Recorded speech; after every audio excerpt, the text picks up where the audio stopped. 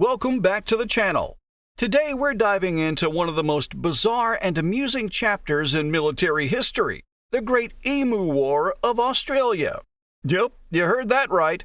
We're talking about a war between the Australian military and, you guessed it, some giant birds.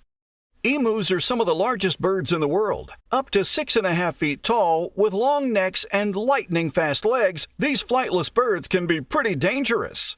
But the question we're exploring in this video is, who would win in a fight?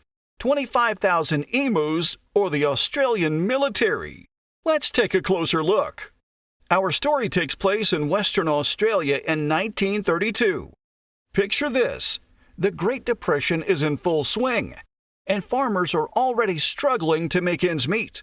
But their troubles were about to take a feathery turn. Enter the emus. Now, they're not your average backyard birds. With their large size and an appetite to match, they were causing chaos for farmers, decimating crops and leaving a trail of destruction across the fields. With the emu population exploding due to favorable breeding conditions from all of the food, the farmers were at their wits' end. Frustrated and desperate for a solution, they turned to the Australian government for help. And when you're dealing with a bird invasion, who else are you going to call other than the military? The government, in its infinite wisdom, dispatched a small team of soldiers armed with nothing less than Lewis guns. Yeah, it's true. The Australian military decided to take on the emus armed with World War I-era automatic machine guns. So, armed to their teeth with bullets, the soldiers marched off to wage war against the feathery foes.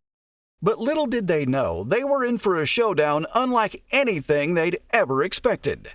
The soldiers arrived in Western Australia ready to take on the emus, but they quickly realized they were facing an opponent more formidable than they had anticipated. The emus, with their speed and agility, proved to be very hard targets to hit, darting and weaving through the fields with ease. Due to much of the problem relating to the farmers' fields, the military couldn't exactly drive vehicles over the crops. Running at up to 30 miles per hour, it was clear the emus had the upper hand in the foot race. In their pursuit of the giant birds, soldiers would sometimes trip over obstacles or stumble in the uneven terrain. Reports from the time describe soldiers expressing disbelief at the birds' ability to outwit them. The emus, with their keen sense of awareness and instinctual behavior, demonstrated a remarkable ability to sense danger and react accordingly. When the soldiers approached, the emus would often scatter in different directions, creating confusion and making it difficult for the soldiers to focus any of their fire.